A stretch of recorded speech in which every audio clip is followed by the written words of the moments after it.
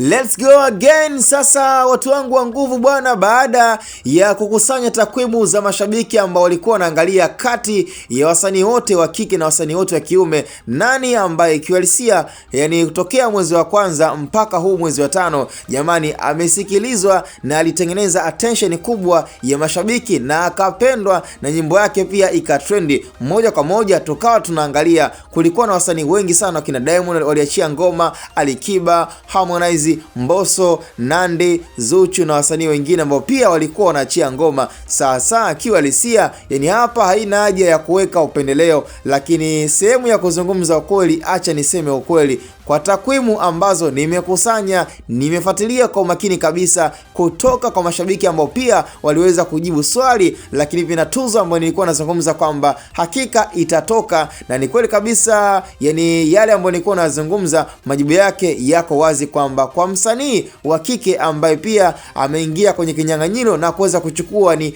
dada yetu Zuhura, Zuchu, Mama K, Mama Kijacho. Lakini kwa upande wa wasanii wa kiume, jamani, hata kama mashabiki wa Diamond mtakasirika, mtanuna, lakini sehemu ya kusema ukweli, jamani, acha niseme ukweli, kwa kuwa hizi ni takwimu za mashabiki na sio takwimu za kwangu. Mashabiki wamedondosha comment nyingi sana, na mwisho wa siku msanii Alikiba ameibuka kuwa mshindi.